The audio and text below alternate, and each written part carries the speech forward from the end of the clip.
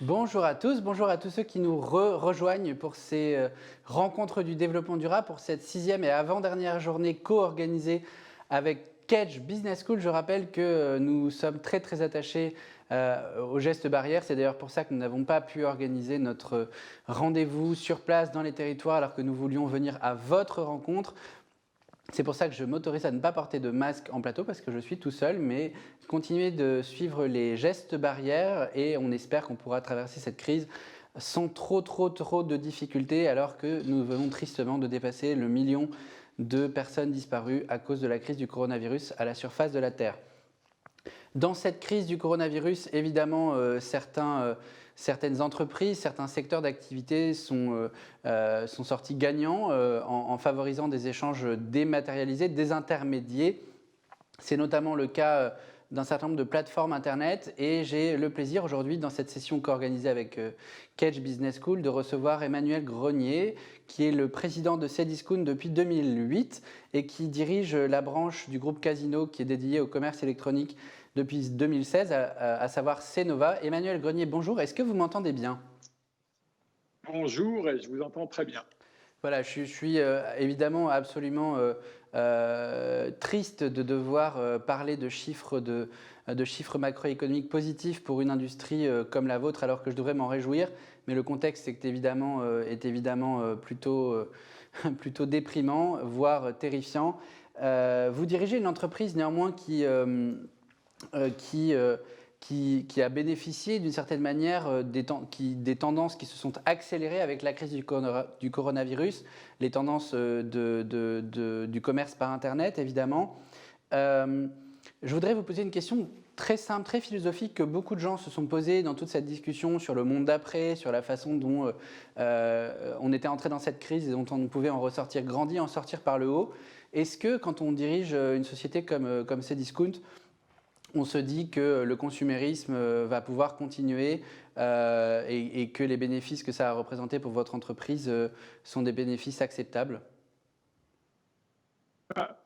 Si vous voulez, si vous reprenez la croissance du e-commerce sur les 10 dernières années, qui est un phénomène de fond. Oui, bien sûr. Le e-commerce fait 100 milliards d'euros l'année dernière, à peu près des croissances à 2 chiffres chaque année, Oui. et tiré par deux phénomènes de fond, qui sont d'abord les nouvelles générations, Oui. qui sont beaucoup plus présentes sur Internet que les autres générations, et puis l'avènement du smartphone, puisqu'aujourd'hui, la moitié des commandes et la moitié de l'activité se fait sur les téléphones mobiles et sur les smartphones. Et donc, les clients, évidemment, ont basculé petit à petit leur activité sur Internet et sur les plateformes. Et avant de parler d'environnement, il y a le côté économique, c'est-à-dire que les PME, ce qui est fondamental, c'est que les PME puissent tirer parti aussi de cette dimension de croissance aujourd'hui. Et ça, on a vu que pendant le Covid, on a eu une accélération des PME s'inscrivant sur notre marketplace. On en a plus de 5000 aujourd'hui des PME françaises qui vendent sur la marketplace de Cdiscount. Et c'est fondamental parce que la croissance des plateformes et la croissance du e-commerce, elle doit se faire dans une logique d'écosystème qui inclut la totalité de l'écosystème français économique au maximum. Oui. Et donc j'appelle toutes les PME à nous rejoindre et à vendre en ligne sur un canal qui est un canal du futur. C'est sûr que vous l'avez dit, hein, cette crise, elle a accéléré une tendance qui était déjà présente. Efficacité économique. Je ne vous entends pas. Est-ce que vous m'entendez bien là, Monsieur Grenier ? On espère que vous nous entendez bien. Je vais m'assurer avec... Là, je vous entends maintenant à nouveau. Ah voilà, c'est bien, merveilleux. Je disais, vous l'avez dit, hein, et je voudrais que vous puissiez développer un peu sur cette logique, que cette crise, elle a accéléré une tendance à la digitalisation de l'économie, à la diffusion des biens et des services, mais elle a aussi représenté une prise de conscience pour vous en tant que Cdiscount. Cette prise de conscience, elle prend quelle forme ? Alors, la prise de conscience, elle a été accélérée par la crise, mais elle existait depuis une dizaine d'années. Oui. Et il y a 3 formes. La première chose, c'est qu'on est persuadé qu'on est obligé de conjuguer efficacité économique et efficacité environnementale. Il n'y aura pas d'autre solution. Oui. Quand on voit la façon dont la planète évolue, dont les écosystèmes environnementaux évoluent, que de conjuguer ces 2 efficacités-là. Et donc, chez Cdiscount, on a fait, pour être très concret, on a fait 3 choses. La première, c'était de réduire l'impact carbone, notamment du transport. Donc, on a mis en place, on a a commencé il y a 3 ans, des emballages qu'on appelle en 3 dimensions, donc des emballages qui épousent complètement la taille du colis et qui permettent de réduire de 30% le vide, en tout cas les volumes, parce qu'on n'a plus de vide dans les colis, de 30% les volumes qu'on transporte sur la route, Oui. donc de 30% de camions en moins. Ça, c'est pour l'impact carbone. La deuxième chose qu'on a faite et qu'on a commencé dès 2010, ça a été l'économie circulaire. Alors, on en parle beaucoup aujourd'hui parce qu'on vend des produits reconditionnés, notamment des téléphones, mais aussi des jeux vidéo. Et dès 2010, on avait créé notre propre économie circulaire dans laquelle tous les retours des clients, produits cassés, produits que les clients ne souhaitaient plus finalement commander, étaient remis dans le circuit, revendus en seconde main ou alors totalement recyclés. Donc, on n'a jamais détruit un seul produit, on a respecté les produits. En fait, le troisième volet, parce que le sujet de responsabilité sociale et environnementale, ça ne s'arrête pas seulement à l'environnement, ça a été l'inclusion. Et on a décidé, il y a 2 ans, d'ouvrir des points retraite avec les agriculteurs, chez les agriculteurs, avec une société qui s'appelle Agricoli. Et donc, on va livrer dans des points retraite, dans les fermes. On en a plus d'une centaine aujourd'hui. Et ça permet aux agriculteurs d'augmenter fondamentalement et de manière importante leurs revenus. Et ça permet en tout cas aux clients aussi, dans le même temps, d'avoir les produits qui arrivent plus près de chez eux. Merci beaucoup, M. Grenier, sur ce point très précis de la fracture territoriale et de la responsabilité de plateformes comme la vôtre. C'est extrêmement intéressant. On va en parler toute l'après-midi. On a une table ronde dédiée à la cohésion territoriale demain après-midi également. Donc je ne vais pas m'étendre là-dessus, mais zoomer plutôt sur la spécificité de l'économie circulaire pour une entreprise de type plateforme comme la vôtre. Parce qu'on a cette image de l'économie circulaire où vous avez une entreprise industrielle qui produit une machine, par exemple, et qui s'assure de récupérer l'intégralité des composants de, par exemple, la machine à laver pour pouvoir les réintégrer dans la production, les recycler et éventuellement les réutiliser. Vous êtes une plateforme, vous ne produisez pas vous-même de biens, vous les diffusez et vous vous assurez, mais par contre vous êtes en connexion avec des centaines d'entreprises qui diffusent leurs biens à travers vous. Et cette responsabilité, elle est très intéressante parce que vous pourriez engager dans l'économie circulaire à la fois des centaines et des centaines d'entreprises qui diffusent à travers votre marketplace leurs biens, leurs services. Alors votre économie circulaire à vous, qui n'est pas une économie circulaire industrielle, comment est-ce que vous la travaillez ? De manière très concrète, la grande majorité des produits qu'on va livrer, tous les produits qu'on achète, qu'on va livrer à nos clients, passent par nos entrepôts. Oui. Et maintenant, une très grande partie des produits qui sont gérés par les vendeurs, vendus par les vendeurs de notre marketplace, passent aussi par nos entrepôts. D'accord. Et donc, le raisonnement est le suivant. À chaque fois qu'on va aller vendre un produit, à chaque fois que ce produit sera expédié et que le client soit essaiera de se rétracter, soit le produit arrivera cassé ou il y aura une anomalie et le produit nous reviendra, il est de notre responsabilité de gérer ce produit. Soit il est vendable en l'état et on le revend, donc on aura créé une économie circulaire qui nous est propre, bien sûr. Soit le produit est considéré comme étant défectueux et à ce moment-là, on va le donner à une association qui s'appelle Envie, qui va le réparer. On le donne, hein, j'insiste, on ne le vend pas, on le donne, qui va le réparer et le vend, on a un prix très modique pour les personnes qui en auront besoin. Et en plus, cette association fait travailler des personnes en demande d'emploi. Donc, on répond à tous les besoins. Vous approfondissez encore votre logique d'inclusion, mais votre responsabilité en tant que plateforme, elle est intéressante parce que vous commercialisez des produits dont vous assurez l'éco-conception ou le cycle de vie circulaire à votre échelle.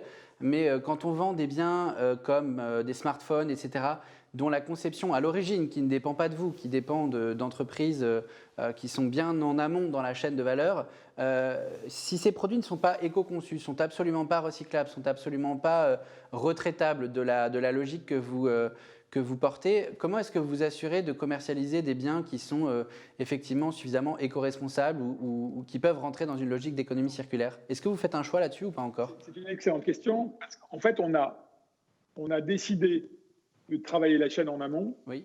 Et donc, on a mis en place, on a démarré en début d'année, on a mis en place une mesure de l'impact carbone par typologie de catégorie de produits. Okay. Notre objectif à terme, c'est d'être capable de mettre une note produit par produit pour juger de son impact environnemental. C'est-à-dire de ne pas seulement avoir un travail sur une fois que le produit est expédié vers le client et de générer notre propre économie circulaire, mais aussi, dès l'amont, pouvoir aider le client à choisir parmi les produits, en tout cas les produits les plus respectueux de l'environnement. C'est très Donc ça, intéressant. c'est un projet qu'on a et qui a démarré. Et donc, on est capable aujourd'hui, même par typologie de catégorie, de savoir celles qui ont le plus ou moins d'impact sur l'environnement. Vous êtes en train de transformer votre entreprise d'une plateforme de distribution et d'achat en une sorte aussi d'agence de notation environnementale. C'est hyper intéressant et je suppose que vous avez une vue d'ensemble sur énormément de produits. La troisième question que j'avais envie de vous poser, et beaucoup de gens qui réfléchissent à la façon dont la transition numérique et la transition écologique sont intimement liées, se demandent comment est-ce qu'on peut faire émerger en Europe, par exemple, un Amazon vertueux, un Amazon vert, un Amazon ou un Cdiscount, pourquoi pas, qui serait capable d'embrasser la transition écologique aussi bien qu'il a embrassé la transition numérique, c'est-à-dire de certifier, d'assurer aux consommateurs que tout ce qui est achetable sur le site correspond à un certain nombre de normes, par exemple des normes environnementales, le coût carbone, vous l'avez mentionné, mais aussi des normes sociales, puisqu'on est dans une logique de développement durable, et vous avez rappelé l'importance du pilier social de ces achats. Comment est-ce que vous envisagez la création, l'émergence d'une telle plateforme ? Alors moi, je pense que beaucoup plus globalement, au niveau européen, on a un rôle à jouer. C'est-à-dire qu'aujourd'hui, on est complètement comprimé entre des géants de la tech américaine et des géants de la tech asiatique. On voit bien d'ailleurs aujourd'hui qu'on échange à travers une plateforme qui n'est pas une plateforme technologique, qui n'est pas une plateforme européenne quand on se parle, que pour commander à manger, que pour écouter de la musique, que pour se divertir, on fait sans arrêt systématiquement appel à des plateformes étrangères. On a une dépendance totalement inouïe aux plateformes étrangères. Oui. Et ça, il faut que ça change. Et il y a des opportunités pour ça. Déjà, l'Europe est un secteur, est une géographie en plein développement qui offre des possibilités pour toutes les entreprises de se développer. Et puis on observe que les Chinois et les Américains, de leur côté, sont dans une rivalité qui est croissante. Donc on a notre rôle à jouer à l'intérieur de ça. Et les consommateurs et les citoyens européens sont demandeurs de ça. 77, oui. Plus de 3/4 des Français, en tout cas et des Européens, se posent des questions sur ce qui va être fait de leurs données personnelles. Et l'Europe doit être capable de répondre à ça. Alors de manière concrète, on peut faire comment ? La première des choses, c'est qu'il faut constater qu'on a déjà des champions européens. Dans le cloud, vous avez OVH, vous avez Blablacar, on les connaît tous. Vous avez Deezer, vous avez Spotify. En tout cas, des plateformes européennes qui sont capables de se développer. Il y en a déjà existantes. Et donc, le sujet, ça va être de les faire accélérer. On ne peut pas attendre du gouvernement que le gouvernement crée ses propres entités-là et ses propres plateformes. Ça doit venir d'entrepreneurs, d'initiatives privées qui existent déjà. Il faut qu'on les fasse accélérer. Les gouvernements ont mis en place un plan de relance de 750 milliards d'euros pour accélérer les économies. Il faut prendre parti et tirer profit de ce plan de relance qui est fondamental. En côté, le numérique est au cœur de ça. Et alors, M. Grenier, sur ce point très précis, je voudrais vous poser une question. On a reçu il y a quelques jours, le 25 septembre, pendant ces rencontres du développement durable co-organisées avec l'ENA à ce moment-là, le commissaire européen à l'économie Paolo Gentiloni. On reçoit demain le commissaire européen aux droits sociaux Nicolas Schmit. On a prévu de recevoir très prochainement aussi, après cet événement, le commissaire européen à l'environnement Virginijus Sinkevicius. Si vous aviez un message à leur dire, les yeux dans les yeux à travers cette caméra, puisqu'on sait qu'ils nous écoutent, comment faire en sorte l'action numéro 1 à mettre en œuvre pour favoriser l'émergence d'une telle plateforme en profitant du fameux plan de relance Next Generation EU. Ce serait quoi cette proposition ? Alors, il n'y aura pas une plateforme, mais il y en aura plusieurs. Oui. Moi, la principale proposition, c'est de flécher une grande partie du plan de relance européen de 750 milliards vers ces plateformes-là. Parce qu'il va falloir les aider à monter en puissance pour qu'elles créent des géants européens au même titre que les géants américains et les géants asiatiques. La deuxième, parce qu'il y a une deuxième action, une deuxième possibilité, c'est que la puissance publique et que les commandes publiques soient fléchées plus particulièrement sur ces entreprises et des entreprises européennes. Aujourd'hui, la commande publique, c'est 15% du PIB de l'Europe. Oui. Et on sait que 75% des commandes publiques sont passées à des acteurs internationaux qui sont hors d'Europe. Ah oui. Donc ça, c'est fondamental qu'aujourd'hui, la puissance publique veille à cela et qu'elle favorise, en tout cas, les entreprises européennes. Donc il y a deux actions.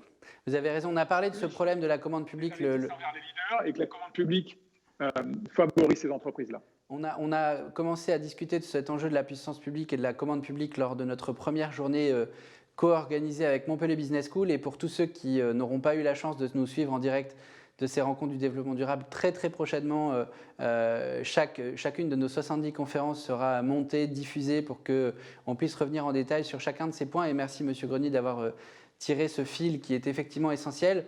Vous l'avez dit et je conclus là-dessus, les entrepreneurs ont un rôle essentiel à jouer pour offrir un marché qui soit éco-responsable, qui soit dans une logique circulaire, qui soit dans une logique inclusive à ces citoyens européens qui sont dans une demande très forte pour pouvoir bénéficier de plateformes qui sont lisibles sur la responsabilité sociale et environnementale des produits qu'ils diffusent.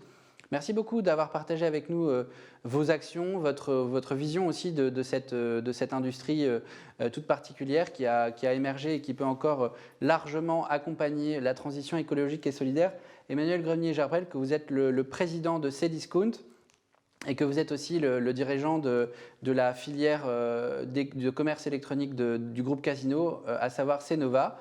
Et je rappelle à tous nos auditeurs qui ont pu vous écouter qu'ils peuvent continuer tout au long de la journée à poser leurs questions sur la page live du site des rencontres du développement durable.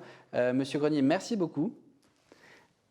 Merci. Et on va continuer dans le même esprit que ce qu'on vient de faire avec Monsieur Grenier pour parler solutions, pour parler de la façon dont l'entrepreneuriat peut poursuivre, accélérer, amplifier cette transition écologique et solidaire avec Colline Debelle qui est la cofondatrice de Time for the Planet.